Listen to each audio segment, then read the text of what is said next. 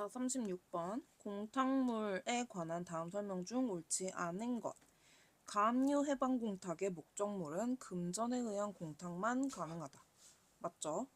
가압류 해방 공탁은 말 그대로 가압류를 걸었는데 저 이 부분에 대해서 일단 해방 공탁 걸어둘 테니까 가압류 하지 말아주세요 라고 하는 거라서 금전으로만 가능해요. 그 비슷한 걸로 이제 저기 하면 돈만큼 확실한 게 없기 때문에 돈만 가능합니다.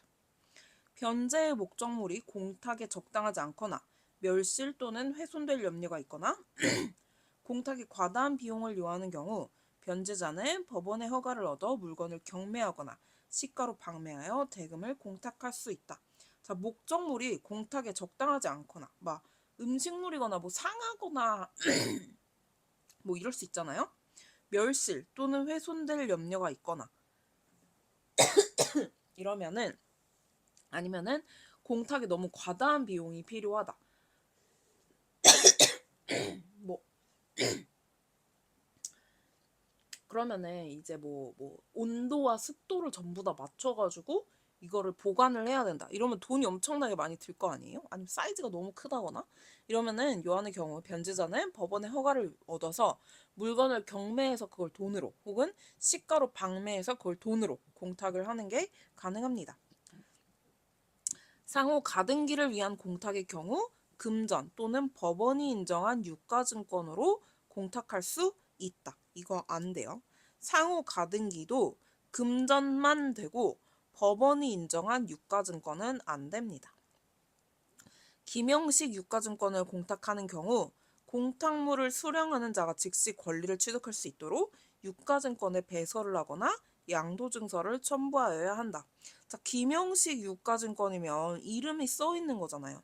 그러니까 이거를 공탁하는 경우에는 수령하는 자가 바로 이거를 이제 환가를 해서 쓸 수 있도록 권리를 취득할 수 있도록 배서를 하거나 아니면 양도증서를 첨부를 해가지고 이제 공탁을 해야 돼요.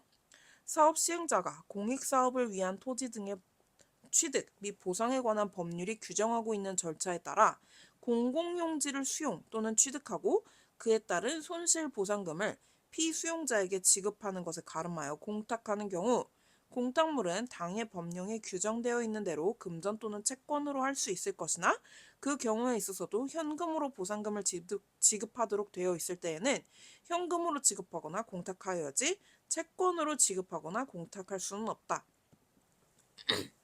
자, 사업 시행자가 만약에 공익사업을 위한 토지 등의 취득 및 보상에 관한 법률이 규정하고 있는 절차에 따라서 공공용지를 수용을 혹은 취득을 했어요. 그리고 여기에 따른 손실보상금을 지금 공탁을 해야 되잖아요. 그러면은 그 공탁물은 당해 법령에 규정되어 있는 대로 금전 혹은 채권으로 하는 게 가능한데 현금으로 보상금을 지급하도록 되어 있다. 그러면 채권으로 하면 안 되고 무조건 금전으로 해야 된다는 거죠. 자, 37번. 수용보상금 공탁 절차에 관한 다음 설명 중 옳지 않은 것. 토지 소유자의 채권자가 손실보상이 현금으로 지급될 것을 예상하여 수용보상금에 대해서 압류를 한 경우 토지 수용보상금으로 채권으로 지급하는 것이 토지 수용의 채권 보상 요건을 충족하고 공탁 사유가 있으면 채권으로 공탁할 수 있다. 토지 소유자가 있어요. 그리고 이 사람의 채권자가 있어요. 근데 이게 지금 그 수용보상금이 나올 거잖아요. 이게 현금으로 나올 거라고 예상을 해서 수용보상금에 대해서 채권자가 압류를 한 거예요. 토지 수용보상금을 채권으로 근데 얘가 그런 걸 기대를 하고 있더라도 토지 수용보상금에 대해서 채권으로 지급하는 거지 토지 수용 채권 보상 요건을 충족하고 공탁 사유가 있으면 채권으로 공탁이 가능하다. 굳이 얘가 현금으로 이제 기대를 하고 있다고 하더라도 채권으로 지급이 가능하단 말이죠. 요건을 충족하고 있고, 그리고 공탁 사유가 있다면 이건 채권으로 공탁도 가능하단 말이에요.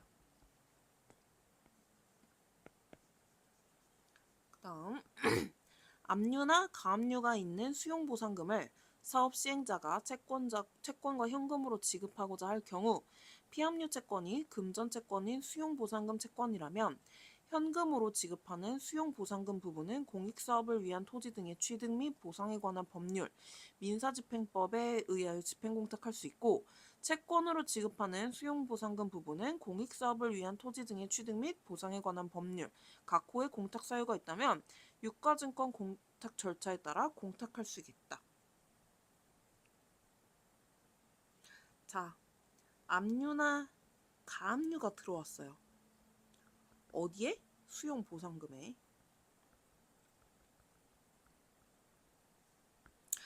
사업 시행자가 채권과 현금으로 지급하고자 할 경우, 근데 사업 시행자는 이거를 뭘로 지급하려고 하냐 하면 채권하고 현금으로 지급하려고 해요. 현금으로 그러면은 지급하는 수용보상금 부분, 이거는 공익사업을 위한 토지 등의 취득 및 보상에 관한 법률, 그리고 민사집행법 의해서 얘는 집행공탁을 하고 수용보상금 부분, 이 채권 부분은 법률에 따라서 공탁 사유가 있다면 유가증권 공탁의 절차에 따라서 공탁할 수 있다. 그러니까 결국 수용보상금이 압류나 가압류가 들어와 있는데 사업시행자가 이거를 채권이랑 현금으로 공탁을 하려고 할 때 현금 부분은 집행공탁으로 공탁을 하고 채권 부분은 유가증권으로 공탁을 하라는 얘기겠죠? 공익사업을 위한 토지 등의 취득 및 보상에 관한 법률에 의하여 사업 시행자가 토지 소유자에게 지급할 보상금이 소득세법 또는 법인세법에 의해서 원천징수의 대상이 되는 경우 사업 시행자는 토지 소유자에게 지급할 보상금에서 원천징수액을 공제한 나머지 금액을 공탁할 수 있다. 자, 사업 시행자가 보상금이 이게 원천징수의 대상이 된다. 그러면은 원천징수라는 거 우리 다 알지만 돈 떼고 세금 떼고 나오는 거잖아요. 그래서 원천징수의 대상이 되는 경우 사업 시행자는 토지 소유자에게 지급할 보상금에서 원천징수액을 애초에 떼고 공제하고 나머지 금액을 공탁을 한다는 거죠. 월급 나오는 거랑 똑같죠? 수용보상금 공탁은 시군법원 공탁권의 직무 범위에 포함되지 않는다. 수용보상금은 시군법원 공탁권의 직무 범위에는 포함이 안 돼요. 5번. 이행 의무가 없는 반대 조건을 붙여 무효가 됐어요. 공탁을 수용 개시일 이후 반대급부가 없는 공탁으로 정정하면 공탁이 유효하게 되므로 재결의 효력이 유지된다. 우리 다 알지만 공탁이 수용 개시 반대급부가 있다가 없는 걸로 정정을 하면 공탁이 다시 이제 그때부터 공탁 없는 공탁 조건 없는 공탁이 되는 거잖아요. 근데 여기서 저 어제도 얘기했지만 무효라는 말, 종료라는 말, 확정이라는 말 이런 거 되게 중요하다고요. 이행 의무가 없는 반대 조건. 이행 의무가 없는데 이거 안 해도 되는데 반대 조건을 붙였어. 듣는 사람 어이없잖아요. 내가 안 해도 되는 건데 왜 반대 의무로 붙였어? 조건을 붙였어? 라고 해가지고 그냥 애초에 무효예요. 근데 수용 개시일 이후에 이거를 반대 조건을 없앴어요.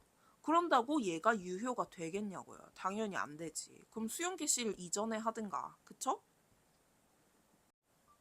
자, 공탁권의 처분에 대한 불복 등에 관한 다음 설명 중 옳지 않은 것은 집행법원이 공탁권에게 지급 위탁서를 송부를 했어요. 지급해줘라. 채권자에게 자격증명서를 교부하는 사무는 공탁권의 공탁사무가 아니므로 사무에 관한 집행법원 처분에 대해서 불복하려면 공탁권의 처분에 대한 이의신청을 할 것이나 아니라 집행에 관한 이의신청을 하여야 한다. 집행법원이 공탁권에게 지급위탁서를 송부했잖아요.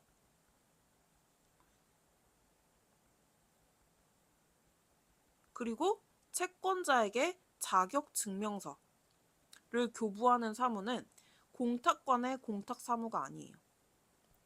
왜 자꾸 이래. 그 사무에 관한 집행법원의 처분에 대해서 불복을 하려면 공탁관이 이제 지급을 하고 뭐가 자격증명서를 교부를 하고 하겠지만 얘는 그냥 중간 입장이란 말이죠. 그러니까 처분에 대해서 얘한테 이의신청을 하는 게 아니고 집행법원에다가 집행에 관한 이의신청을 해야 한다는 거죠.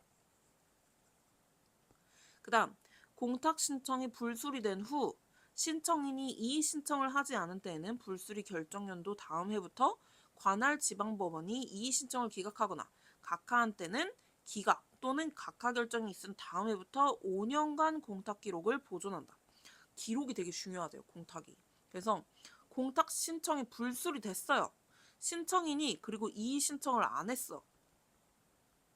그러면은 이의신청 안 한 뭐 만약에 2025년에 이의신청이 그 불수리 되고 이의신청을 안 해서 그랬으면 불수리 결정 연도 인 다음 해부터 26년이겠죠. 관할 지방법원이 이의신청을 기각 혹은 각하 한 데는 이게 25년이면 또 26년부터 결국 5년간 공탁 기록을 보존한다는 소리예요. 자, 공탁금 회수 청구권에 대한 압류, 전부 채권자가 전부 금액에 해당하는 공탁금 회수 청구를 하였으나 공탁관이 선행하는 가압류가 존재한다는 이유로 이를 불수리하고 압류의 경합을 이유로 사유 신고하고 배당 절차가 개시됐어요. 그러면 공탁관은 여전히 해당 공탁사건에 관하여 일정한 처분을 할 지위에 있으므로 공탁권의 불수리 처분에 대한 이의신청은 그 이익이 있어 적법하다. 자, 공탁금 회수 청구권에 대해서 압류 전부 채권자가 전부 금액에 해당하는 공탁금 전부 회사를 했어요. 근데 공탁관이 앞에 선행하는 가압류 있는데 이래서 이거 불수리를 한 거예요. 그리고 압류의 경합이 있다는 이유로 집행법원에다 사유 신고를 했어. 자, 집행법원에다가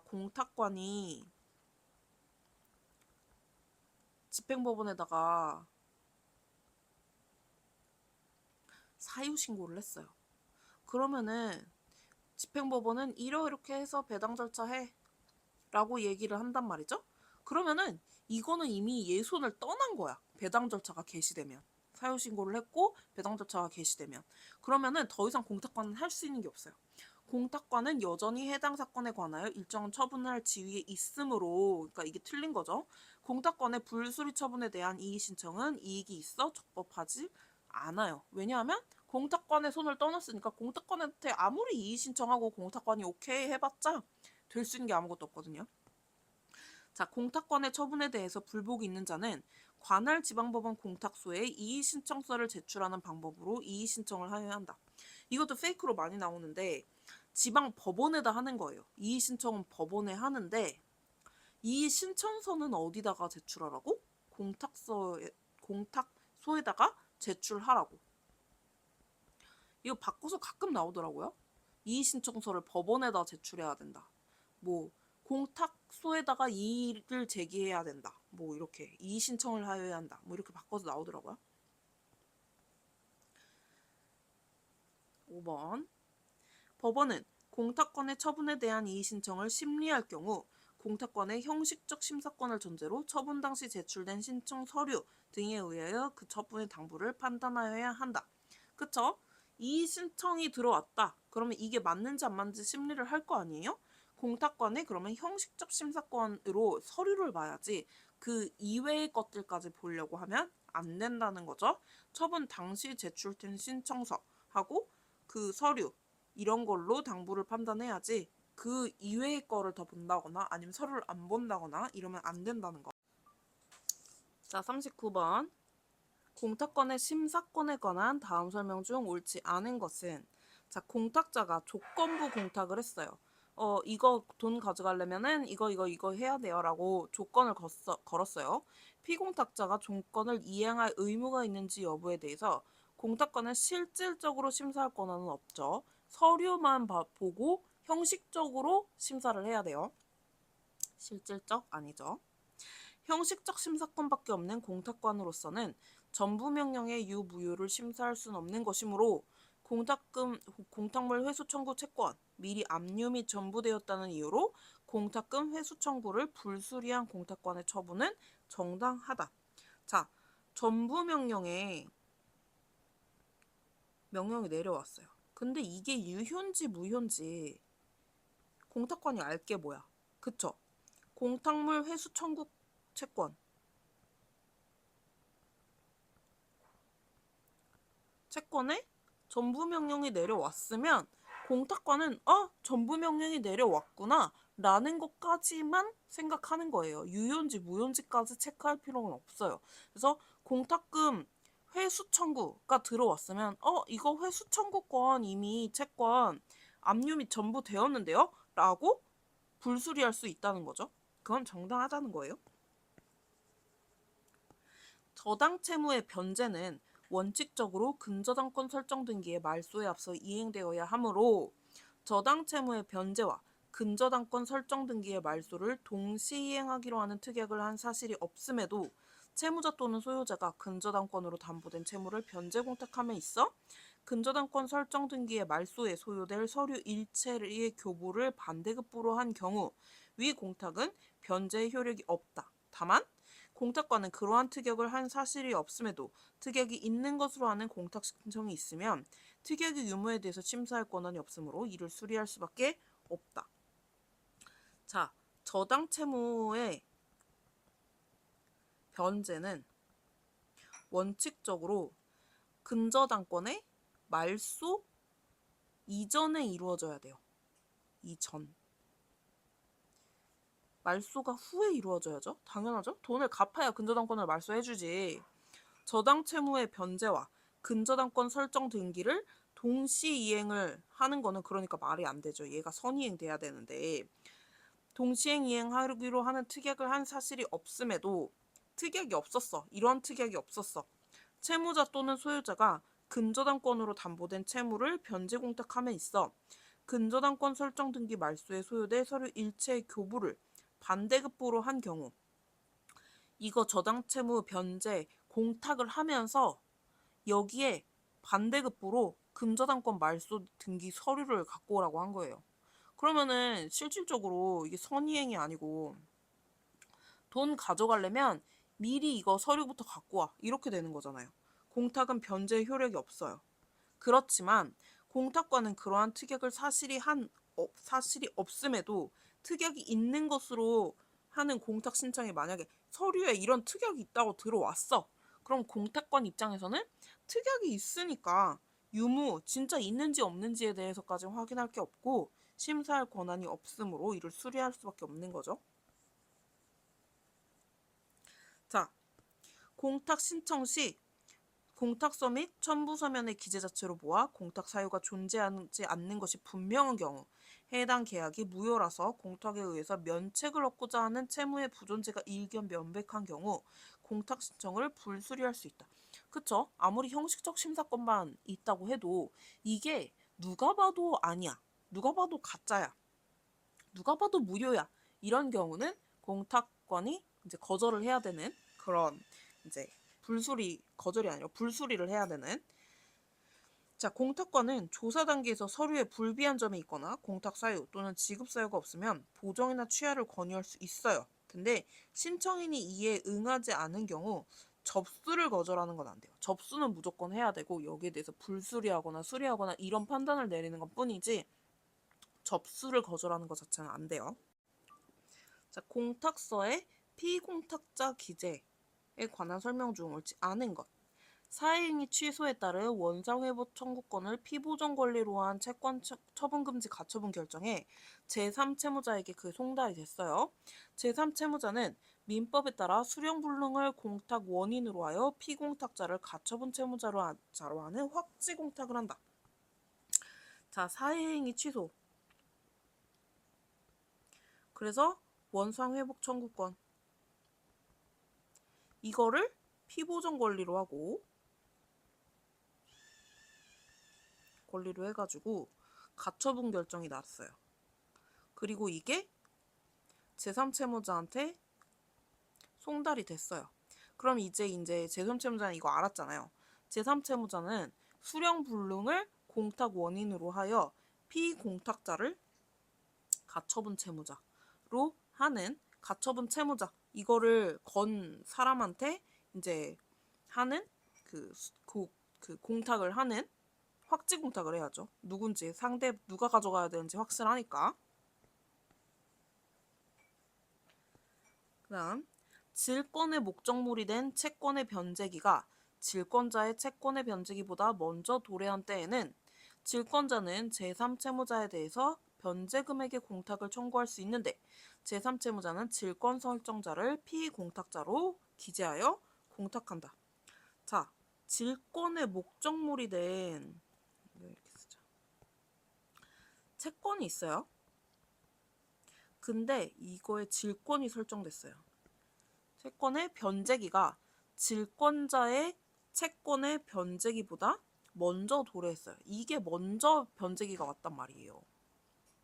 그러면은 질권자는 제3채무자에 대해서 변제금을 공탁해줘 라고 얘기를 할 수 있는데, 왜 당장 못 가져가니까 공탁을 청구할 수 있는데, 제3채무자는 질권 설정자를 질권자가 아니고 질권 설정자를 피공탁자로 기재해서 공탁을 할 수 있다는 거죠.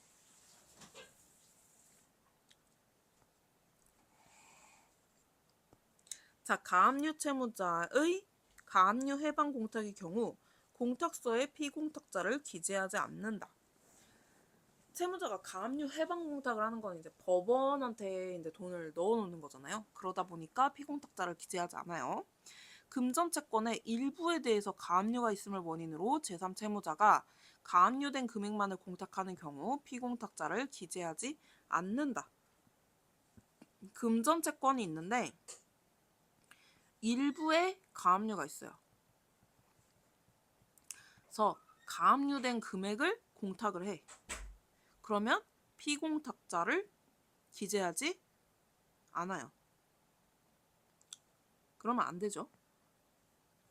자, 금전 채권의 전부 또는 일부에 대한 가압류를 원인으로 권리공탁하는 경우에는 변제공탁적 측면이 있기 때문에 피공탁자란에 가압류 채무자를 기재한다. 그러니까 일부 또는 전부에 대해서 가압류가 있는 경우, 이게 헷갈릴 수 있는 게 일부만 있으니까 이 부분은 그냥 집행공탁에 저기만 가지는 거 아니야? 라고 얘기할 수 있는데, 그 법에는 여기 행정예규에는 무조건 일부든 전부든 상관없이 변제공탁의 성질이 있다는 거예요. 그러니까 피공탁자를 기재를 해야죠. 자, 금전채권에 대해서 민사집행법에 따른 압류와 체납처분에 의한 압류가 있고, 민사집행법에 따른 압류와 체납처분에 의한 압류 금액의 총액이 피압류 채권을 초과하지 않는 경우 제3채무자는 압류와 관련된 금전채권의 전액을 공탁할 수 있는데 압류 명령의 채무자를 피공탁자로 기재한다. 자,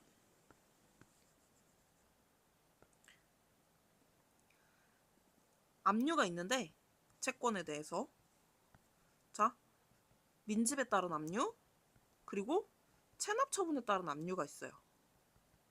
그리고 이 두 개가 그 금전 채권의 전체를 차지하진 않는데요.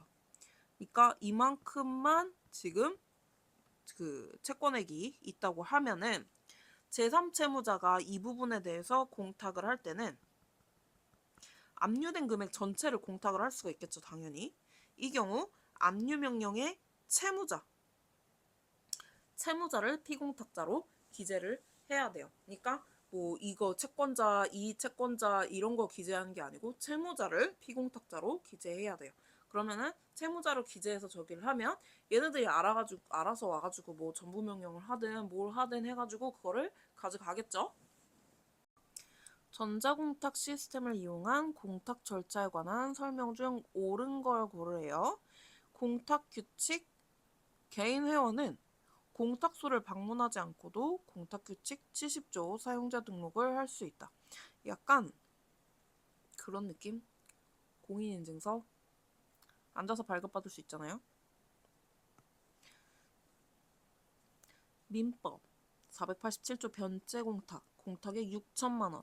사건의 피공탁자인 병은 전자공탁 시스템을 이용하여 공탁물을 출급 청구할 수 있다. 안 돼요. 출급은 5천만 원까지만 가능해요. 근데 공탁하는 거는 공탁 신청은 상관없어요. 돈, 금액. 갑은 전자공탁 시스템을 이용하여 을에 대한 채무 1억 원을 변제공탁할 수 있다. 상관없다 했죠. 전자공탁 시스템을 사용자 등록을 한 법무사 회원이 전자공탁 시스템을 이용하여 공탁물 출급 청구서를 제출하는 경우 법무사 회원이 전자서명을 하였다면 청구인 본인의 전자서명은 요하지 않는다. 아니죠. 만약에 사용자 등록을 했어요. 내가 우리 엄마 거 대리해가지고 만약에 뭔가 하고 있어. 그러면은 청구서 제출하는 경우 내가 대리인이 전자서명했다고 우리 엄마 거 공인인증서 필요 없는 거 아니잖아요. 그쵸? 우리 엄마 것도 갖고 와야지. 그쵸? 이렇게 설명하는 게 저는 좀 잘 기억에 남더라고요. 전자공탁 시스템을 이용하여 공탁문 출급 청구를 하는 경우 청구인은 공탁문 출급 청구서를 출력하여 공탁금 보관은행에 제출하는 방법으로 공탁금을 수령할 수도 있다. 공탁 시스템, 전자공탁 시스템을 이용하긴 하는데 청구인은 그러니까 거기 안에서 시스템에서 출급 청구서를 출력을 해가지고 보관은행에다 갖다가 제출하는 방법으로 수령하는 것도 가능하다는 거죠. 그래서 기억, 디귿, 미음. 자, 갑은 을에게 대여금 채권 1,000만 원 양도금지 특약이 있어요. 위 채무금 전액에 대해서 확정일자 있는 채권 양도통지서, 양수인평, 정의 채권 압류 및 추심 명령을 순차적으로 송달받고 혼합 공탁을 한대요. 자, 갑이 채무자죠. 1,000만 원. 을한테 지금 채무를 지고 있는데 이거를 지금 양도 통지서를 받았어요. 누가? 을이 병한테 넘겼겠죠? 그리고 정의 채권 압류 및 추심 명령을 했어요. 두 개가 순차적으로 왔죠. 그래서 갑이 을한테 가지고 있는 채무를 지금 채권을 병한테 넘겼고 여기에 대해서 정의 압류 및 추심 명령을 했어요. 자, 갑은 공탁 근거 변명으로 피공탁자를 을 또는 병으로 기재하여야 한다. 그쵸? 을 또는 병. 지금 채권이 정확하게 누구한테 가 있는 건지 모르니까. 왜냐면 양도금지 특약이 있잖아요. 갑이 혼합공탁을 한 후 을에게 공탁금 출급 청구권이 귀속하는 것을 증명하는 문서가 공탁소에 제출된 때 공탁관이 집행법원에 사유신고를 하여야 한다. 공탁관이 집행법원에 사유신고하는 거 아니에요. 혼합공탁일 때는 무조건 그 공탁자가 사유신고 바로 해야 돼요. 정은 을과 병을 피고로 하여 공탁금 출급 청구권이 자신에게 있다는 것을 확인하는 공탁금 출급 청구권 확인의 확정 판결을 첨부하여 직접 공탁금을 출급 청구할 수 있다. 직접 하면 안 되죠. 지금 위탁으로 해야 되죠. 병은 을과 정을 피고로 하여 공탁금 출급 청구권이 자신에게 있다는 것을 확인하는 공탁금 출급 청구권 확인의 확정 판결을 첨부하여 직접 공탁금을 출급할 수 있다. 이거 맞아요. 자, 피고로 하여 청구권이 자신에게 있다는 것을 확인하는 공탁물 출급 청구권을 확정 판결을 첨부하면 직접 공탁금을 출급할 수 있어요. 병은. 그쵸? 얘는 안 돼요. 얘는 가압류 채권자잖아요. 근데 얘는 채권 양도를 받았다. 이거를 주장하는 거잖아요. 그러니까 내가 채권 양도를 받은 거를 확실하게 증명을 하면 이거를 받을 수가 있는 거죠. 자, 공탁금 지급 청구권의 소멸시효 중단에 관한 설명 중 옳지 않은 것. 이것도 그냥 외워야 되는 건데 공탁관이 공탁자 또는 피공탁자 등 정당한 권리자에 대해서 공탁상권의 완결 여부 문의서를 발송한 경우에는 시효가 중단된다. 시효는 어쨌든 내가 권리자라는 걸 확인을 하고 권리를 행사하면 저희가 되는 거잖아요. 그러니까 언제 완결돼요? 라고 물어보면 시효는 중단된다는 거죠. 공탁관이 공탁자 또는 피공탁자에 대해서 해당 사건에 공탁금을 지급할 수 있다는 취지를 구두로 답한 경우 시효가 중단된다. 해당 사건의 공탁금을 지급할 수 있어요 라고 얘기를 했다. 그런 경우에는 시효가 중단되고요. 변제 공탁에 대해서 피공탁자로부터 제출된 수락서를 공탁관이 받은 경우 출급 청구권의 시효가 중단된다. 이건 아니에요. 피공탁자, 그러니까 공탁한 사람 말고 공탁 받을 사람이 수락서를 공탁관한 수락서를 공탁관한테 줬어요. 그것만으로 출급 청구권의 시효가 중단되는 건 아니라고 합니다. 공탁 지급 청구권에 대한 압류가압류 가처분은 피압류 채권, 즉 공탁금 지급 청구권의 시효 중단 사유가 되지 않는데요. 공탁금 회수 청구권에 대한 시효 중단은 출급 청구권의 시효 진행에 영향을 미치지 않고 반대의 경우도 동일하다. 회수 청구권이랑 출급 청구권은 따로 논다는 거죠. 자, 반대급부 조건부 공탁 절차에 관한 설명 중 옳지 않은 것은 임대인이 임차보증금을 변제공탁하면서 주택임대차보호법에 의한 임차권 등기 말소를 반대급부 조건으로 공탁할 수 없죠. 왜냐하면 임대인의 임차보증금 반환이랑 임차권 등기 뭘가 선행이다? 얘가 선행이다. 그러니까 반대급부로 할 수 없다는 거죠. 반대급부로 하면 결국 네가 선행해 혹은 동시이행 뭐 이런 저기가 되게 되는데 얘가 먼저 선행해야 되니까 네가 임차권 등기 말소하면 나도 이거 가져갈 수 있게 해줄게. 이건 말이 안 되잖아요. 그쵸? 돈 준 다음에 말소해야지. 전세권 설정자가 전세금을 공탁하면서 전세권 말소를 반대급부 조건으로 한 것은 유효하다. 이 전세권 말소는 반대급부로 가능합니다. 네가 전세권 말소하면 내가 이거 전세금 줄게. 이거 가능해요. 피공탁자가 공탁자에게 공탁서에 기재된 반대급부의 이행을 제공하였으나 공탁자가 만약에 그 수령을 거절했어요. 그 반대급부를 변제공탁하고 공탁서를 첨부하여 공탁물 출급 청구를 할 수 있다. 피공탁자가 공탁자에게 반대급부를 이행을 했어요. 반대급부 이거 해줄게 했는데 공탁자가 이걸 안 가져간대. 수령을 안 해. 그러면은 이거 자체를 그냥 변제공탁 해버리고 저 이거 공탁했어요 라는 거 가지고 이제 공탁서에 가가지고 출급 청구를 할 수 있다는 거죠. 어쨌든 간 서류에 반대급부 이거 하면 이거 줄게 라고 되어 있잖아요. 그러니까 공탁관엔 오케이 했네 이러고 주면 된다는 거예요.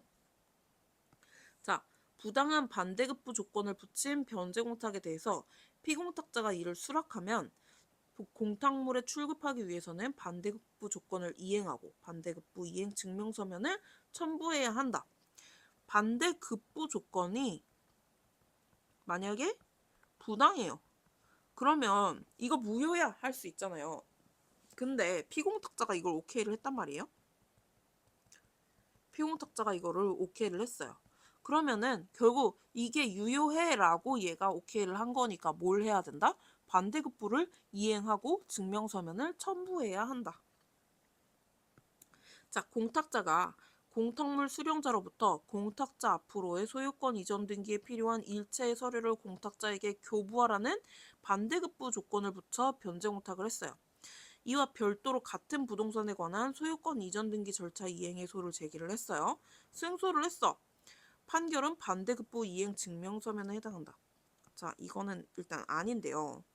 공탁자가 공탁을 수령자로부터 소유권 이전 등기에 된 서류를 교부하라 라는 거를 반대급부로 붙였어요. 공탁자가 너 이거 하면 이거 줄게 라고 변제공탁을 했어요. 돈 줄게 했어요. 근데 그와 그런 거 이거랑 상관없이 공탁자가 별도로 같은 부동산에 대해서 소유권 소송을 제기한 거예요. 그리고 승소를 했어. 그러면은 이 소송을 이겼으니까 어쨌든 소유권 이전 등기를 청구를 할 수 있잖아요. 근데 이 판결문이 이 공탁의 반대 저기가 되느냐, 반대급부 이행 증명이 되느냐라는 건데 아니라는 거죠.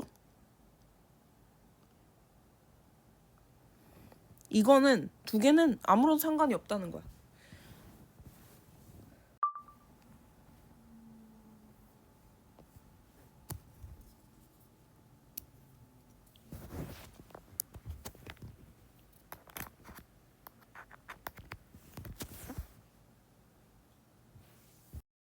자, 공탁물 납입에 관한 다음 설명 중 옳지 않은 것은 전자공탁 시스템을 이용하여 공탁을 하는 경우 공탁관은 공탁물 보관자에게 가상계좌번호를 요청하여 그 계좌로 공탁금을 납입하게 하여야 한다. 맞죠? 공탁이 유효하게 성립하는 시기는 공탁관의 수리 처분이 있을 때가 아니라 공탁자가 공탁물 보관자에게 납입한 때이다. 맞죠? 공탁자가 가상계좌에 의한 공탁금 납입을 신청하였는데 차고 납입을 한 경우 공탁물 보관자의 확인이 있으면 언제라도 납입 취소를 요청할 수 있다. 당일날만 됩니다. 그것도 6시 전까지. 공탁자가 가상계좌에 의한 공탁금 납입 시 공탁관은 공탁금 보관자로부터 납입 전송을 받은 후 지체 없이 보관 중인 공탁서에 납입 증명을 하여 공탁자 또는 정당한 대리인에게 교부하여야 한다. 계좌번호 오류, 은행 셧다운 등의 납입 마감일까 및 통상 업무시간까지 공탁금 납입하지 못한 경우 시류 처리되는 것이 원칙이다. 얄짤없어요. 자, 공탁관계 서류의 열람에 관한 설명 중 옳지 않은 것은 피공탁자의 채권자가 공탁금 출급 청구권을 압류할 목적으로 하는 공탁관계 서류에 대한 열람 신청은 허용되지 않는다. 채권자는 내가 이거 출급 청구권 압류해야지? 이런 목적으로 서류에 대해서 열람 신청하는 거는 허용되지 않는다는 거죠.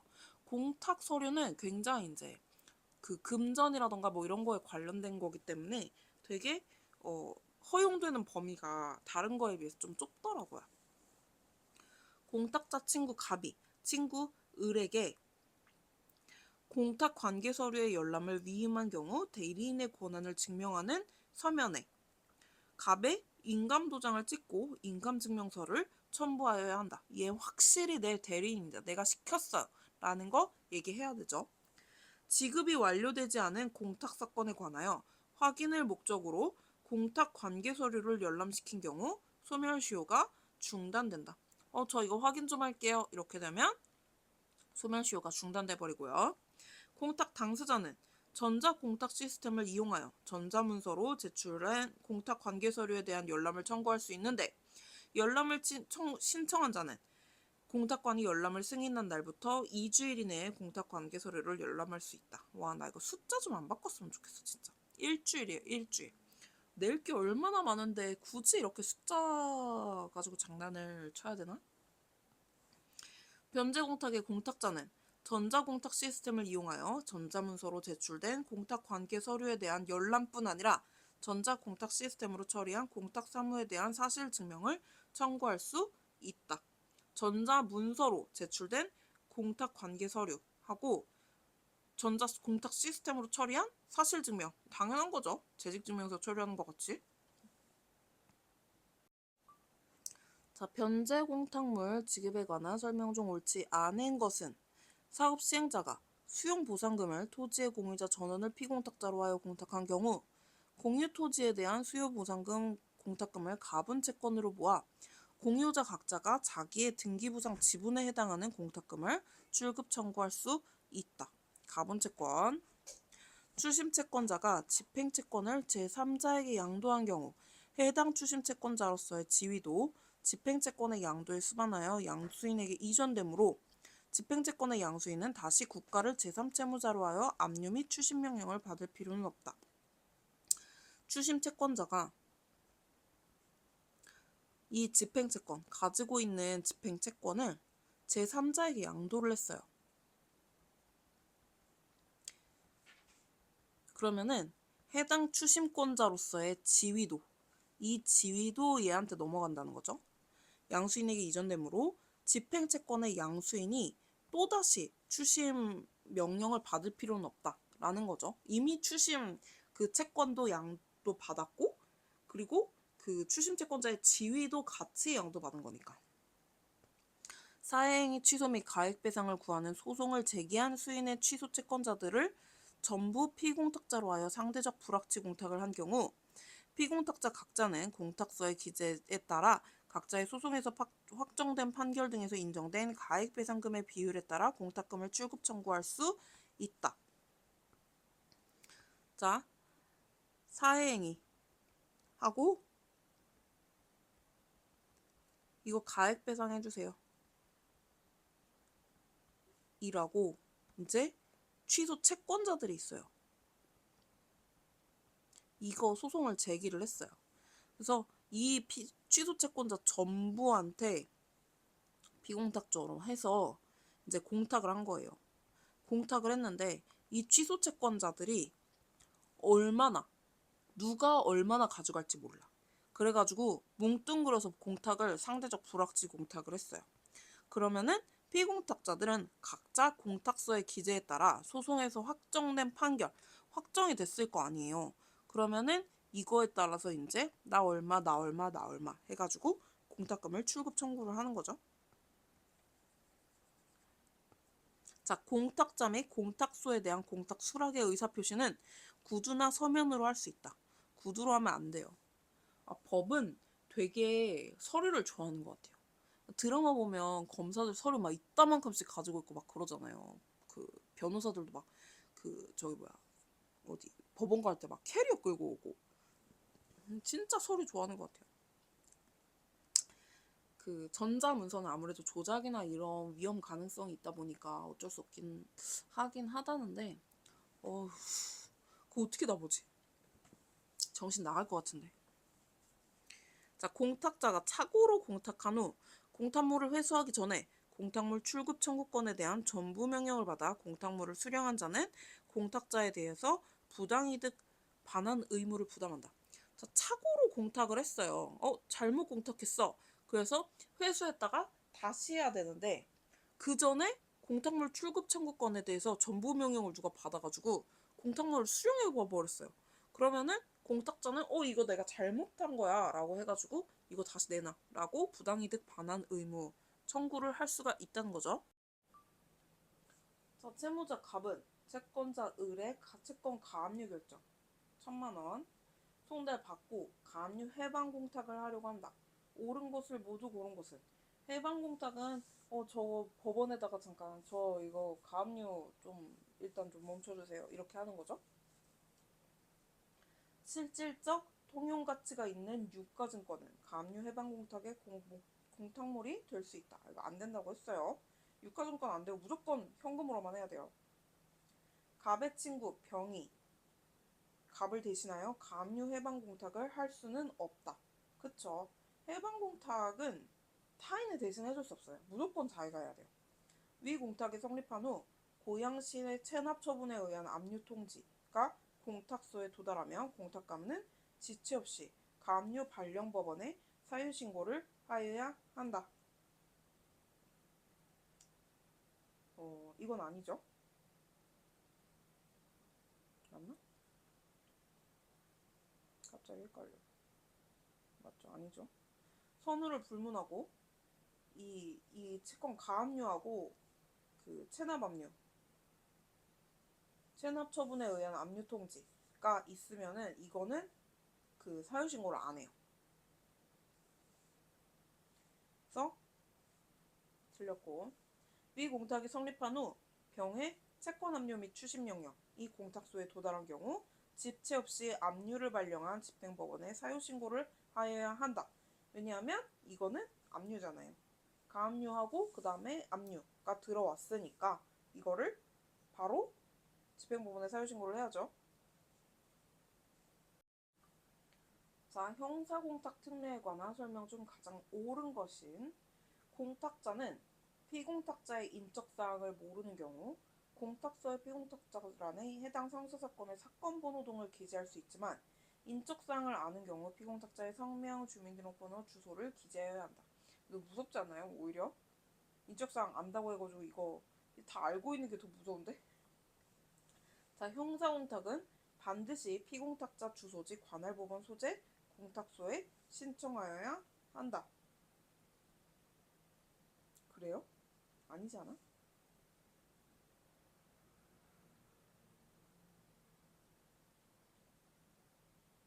그쵸? 주소지. 피공탁자 주소지 모르는데 관할법원 어딘지 어떻게 알아? 그쵸? 기소되지 않은 형사사건의 피의자도 법령 등에 따라 피해자의 인적사항을 알 수 없는 경우에 형사공탁을 할 수 있다. 기소되지 않았다는 건 소송 계속 중이 아니라는 거잖아요. 그러면은 이 피해자는 형사공탁을 할 수 없어요. 기소된 사람만 소송 계속 중인 법원에 이제 형사공탁을 할 수 있어요. 군사법원에 계속 중인 형사사건의 피고인도 법령 등에 따라 피해자의 인적사항을 알 수 없는 경우 형사공탁을 할 수 있다. 그쵸? 군사법원도 우리나라가 인정한 특수한 법원이니까 목이 슬슬 가네요. 공탁과는 공탁물 보관자로부터 공탁물 납입 사실의 전송을 받은 때 전자공탁 홈페이지에 형사공탁의 공고를 함과 동시에 피공탁자의 주소지로서 공탁통지서를 발송하여야 한다. 맞죠? 아니죠?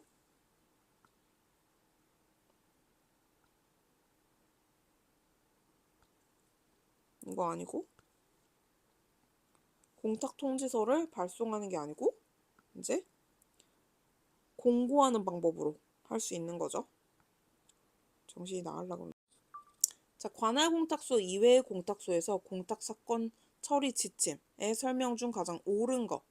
위 지침은 공탁금 지급 청구의 경우에는 공탁의 종류를 불문하고 모든 공탁에 적용된다. 아니에요. 금전에만 적용되죠.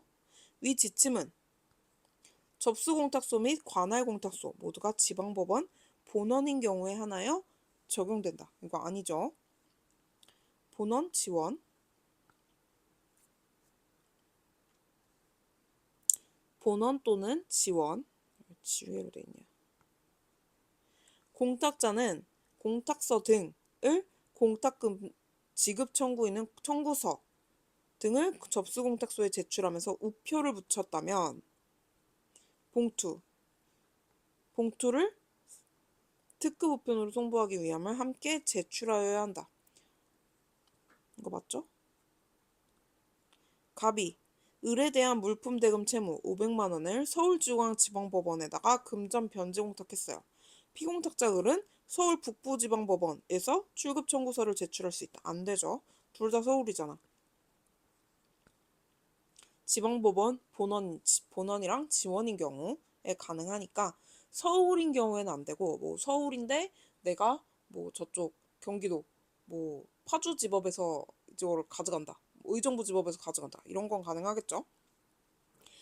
민사집행법 248조 1항에 따라 제3채무자가 금전채권에 대한 압류가 경합되어 있음을 이유로 집행공탁을 신청하는 경우에 적용된다.